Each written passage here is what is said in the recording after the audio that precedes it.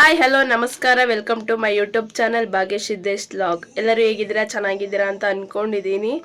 ಇವತ್ತು ಏನು ಮಾಡ್ತಿದ್ದೀವಿ ಅಂತ ನೋಡ್ತಿದ್ದೀರಾ. ಇವತ್ತು ಏನೂ ಇಲ್ಲ, ಹಾಗೆ ಸುಮ್ಮನೆ ಡೈಲಿ ಲಾಗ್ ಥರ ಮಾಡ್ತಾಯಿದ್ದೀವಿ. ಊರಿಂದ ಇವತ್ತು ಬಂದ್ವಿ, ಗ್ರಾಸರಿ ಎಲ್ಲ ಖಾಲಿಯಾಗಿತ್ತು, ಹಾಗಾಗಿ ಹೊರಗಡೆ ಹೋಗಿ ತರೋಣ ಅಂತ ಹೋಗ್ತಾ ಇದ್ದೀವಿ. ಇದು ಸಂಜೆಯಿಂದ ಲಾಗ್ ಸ್ಟಾರ್ಟ್ ಆಗ್ತಿದೆ.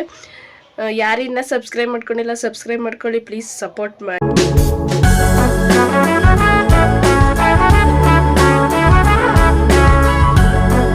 ಇವಾಗ ಹೊರಗಡೆ ಹೋಗ್ತಾ ಇದೀವಿ ಗ್ರಾಸರಿ ತರಕ್ಕೆ, ಬನ್ನಿ ಹೋಗೋಣ. ಇಲ್ಲೇ ನಮ್ಮ ಮನೆ ಪಕ್ಕದಲ್ಲೇ ಫಸ್ಟ್ ದೂರ ಹೋಗ್ತಿದ್ವಿ, ಇವಾಗ ಹೊಸ್ದಾಗಿ ಓಪನ್ ಆಗೈತೆ ತರಕಾರಿ ಇದು, ಹಾಗಾಗಿ ಫಸ್ಟ್ ತರಕಾರಿ ತಗೊಳ್ಳೋದ ಅಂತ ಅಂದ್ಬಿಟ್ಟು ಹೋಗ್ತಾ ಇದ್ವಿ. ಇಲ್ಲೇ ನಮ್ಮ ಮನೆ ಪಕ್ಕದಲ್ಲೇ, ಜಾಸ್ತಿ ಏನು ದೂರ ಇಲ್ಲ, ಹಾಗಾಗಿ ಹೋಗ್ತಾ ಇದ್ವಿ. ತುಂಬ ಜನ ಇದ್ದರು, ಸಂಜೆಗೆ ತುಂಬ ಜನ ಇದ್ದರು, ರಶ್ ಇದ್ರು, ಹಾಗಾಗಿ ಏನು ಮಾಡೋದು ಅಂತ ನೋಡಿ ಪರವಾಗಿಲ್ಲ ಹೋಗೋದ, ಚೆನ್ನಾಗಿದ್ದಾವೆ ಅಲ್ಲಿ ತರಕಾರಿ ಮತ್ತು ಫ್ರೂಟ್ಸ್ ಎಲ್ಲ ಇಟ್ಟಿದ್ದಾರೆ ಪ್ರತಿಯೊಂದು. ಹಾಗಾಗಿ ಫಸ್ಟ್ ಟೊಮೊಟೊ ಒಂದು ತಗೊಂಡು, ಆಮೇಲಿಂದ ಅವರೆಕಾಯಿ ತಗೊಂಡೋದ ಬೆಳಗ್ಗೆಗೆ ಟಿಫನ್ ಮಾಡೋಕ್ಕೆ ಅಂತ ಅಂದ್ಬಿಟ್ಟು ತಗೊಂಡ್ವಿ. ತುಂಬ ಚೆನ್ನಾಗಿದ್ದಾವೆ ತರಕಾರಿ ಎಲ್ಲ, ಫ್ರೆಶ್ ಆಗಿ ನೀಟಾಗಿದ್ರು, ಹಾಗಾಗಿ ತುಂಬ ಜನ ಬರ್ತಿದ್ರು. ಇವಾಗ ಹೊಸ್ದಾಗಿ ಓಪನ್ ಆಗಿರೋದು ಅಂಗಡಿ, ಇಲ್ಲಿ ತುಂಬ ಜನ ಬರ್ತಾರೆ.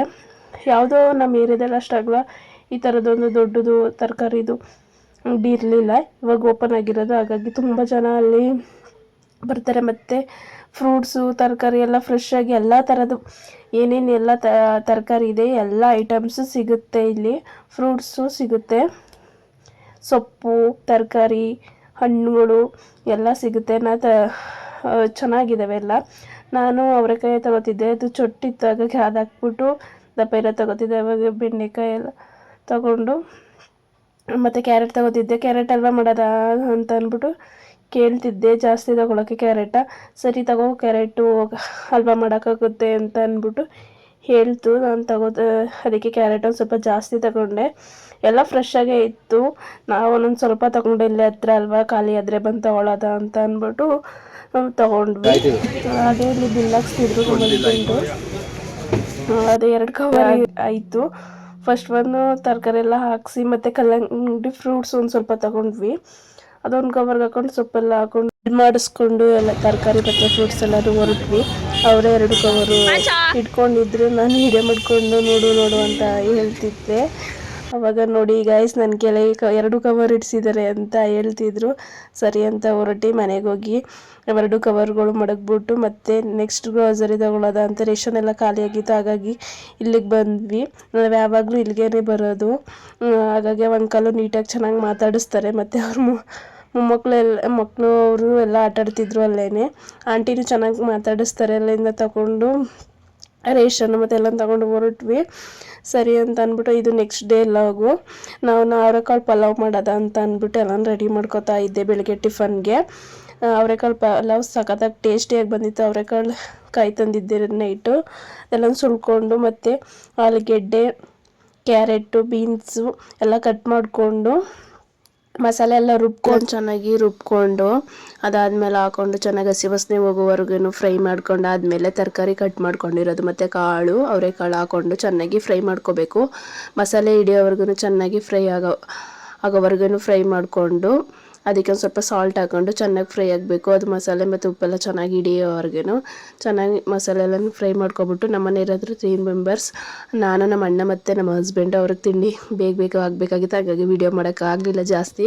ನಮ್ಮ ಹಸ್ಬೆಂಡ್ ಒಂದು ಸ್ವಲ್ಪ ಬ್ಯುಸಿ ಇದ್ದರು, ಯಾರಿಗೂ ವಾಯ್ಸ್ ಮೆಸೇಜ್ ಕಳಿಸ್ತಿದ್ರು, ಹಾಗಾಗಿ ವೀಡಿಯೋ ಮಾಡ್ಕೊಂಡೆ ತಿಂಡಿ ಹಾಕೋ ಬೇಗ ಅಂತ ಅಂದ್ಬಿಟ್ಟು ಹಾಕಿಸ್ಕೊಂಡು ತಿಂಡಿ ಮಾಡಿಕೊಂಡು ಕೆಲ್ಸಕ್ಕೆ ಹೊರಟ್ರು. ಅದಾದಮೇಲೆ ಇವತ್ತು ಗುರುವಾರ ಆಗಿತ್ತು, ರಾಯರ ವಾರ, ಹಾಗಾಗಿ ಬಾಗಿಲೆಲ್ಲ ತೊಳೆದು ಮನೆಯೆಲ್ಲ ಕ್ಲೀನ್ ಮಾಡಿ ನಾನಿವತ್ತು ರಾಯರಿಗೆ ಪೂಜೆ ಮಾಡಿದೆ. ತುಂಬ ಖುಷಿ ಆಯಿತು. ನಂಗೆ ಗುರುವಾರ ಅಂತ ಬಂದರೆ ಪೂಜೆ ಮಾಡಲೇಬೇಕು, ಇಲ್ಲಾಂದರೆ ಏನೋ ಒಂಥರ, ಪೂಜೆ ಮಾಡಲಿಲ್ಲ ಅಂದರೆ ಇವತ್ತು ಏನೋ ಒಂಥರ ಆದಂಗೆ, ಏನೋ ಕಳ್ಕೊಂಡಂಗೆ, ಏನೋ ಮಾಡಲಿಲ್ವಲ್ಲ ಅನ್ನೋ ಫೀಲ್ ಆಗುತ್ತೆ. ಹಂಗಾಗಿ ನಾನು ಪೂಜೆ ಇವತ್ತು ಎಲ್ಲ ಮುಗಿಸಿ ಸಂಜೆಗೆ ಕೋಸಂಬರಿ ಮಾಡು ಅಂತ ಹೇಳ್ತಿದ್ರು ತುಂಬ ದಿನದಿಂದ ನಮ್ಮ ಹಸ್ಬೆಂಡ್. ಹಾಗಾಗಿ ಇವತ್ತು ಯಾಕೆ ಮಾಡಬಾರ್ದು ಅಂತ ಅಂದ್ಬಿಟ್ಟು ಹೆಸರುಬೇಳೆ ನೆನೆ ಹಾಕಿ, ಕ್ಯಾರೆಟ್ ತುರ್ಕೊಂಡು, ಸೌತೆಕಾಯಿ ಎಲ್ಲ ಚೆನ್ನಾಗಿ ಕಟ್ ಮಾಡಿಕೊಂಡು, ಕೊತ್ತಂಬರಿ ಸೊಪ್ಪೆಲ್ಲ ಕಟ್ ಮಾಡಿಕೊಂಡು ಎಲ್ಲನೂ ಮಿಕ್ಸ್ ಮಾಡ್ತಿದ್ದೆ.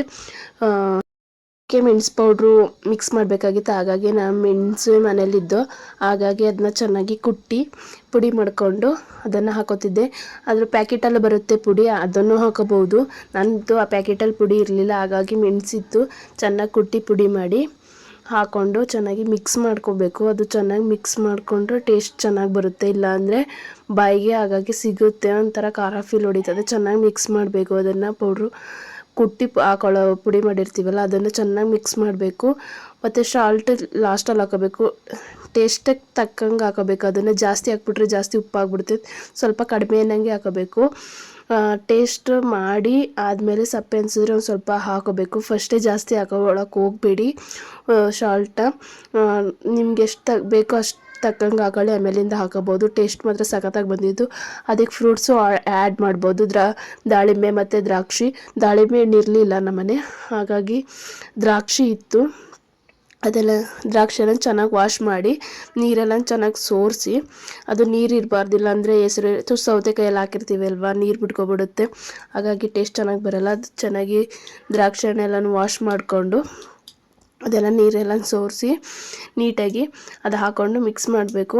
ಮಿಕ್ಸ್ ಮಾಡಿದ್ರೆ ಚೆನ್ನಾಗಿ ಮಿಕ್ಸ್ ಮಾಡಬೇಕು. ಸಾಲ್ಟೆಲ್ಲ ಹಾಕೊಂಡಿರ್ತೀವಲ್ವ, ಮೆಣಸು ಪೌಡ್ರೆಲ್ಲ ಅದೆಲ್ಲ ಚೆನ್ನಾಗಿ ಮಿಕ್ಸ್ ಮಾಡಿ ಟೇಸ್ಟ್ ಮಾತ್ರ ಸಕ್ಕತ್ತಾಗಿ ಬಂದಿತ್ತು. ಮಾತ್ರ ಒಂದೇ ಒಂದು ಹಸಿಮೆಣ್ಸಿಕಾಯಿ ಹಾಕೊಂಡಿದ್ದೆ ನಾನು, ಒಂದೇ ಒಂದು ಸಣ್ಣದಾಗಿ ಕಟ್ ಮಾಡಿಕೊಂಡು ಸೂಪರಾಗಿ ಬಂದಿತ್ತು.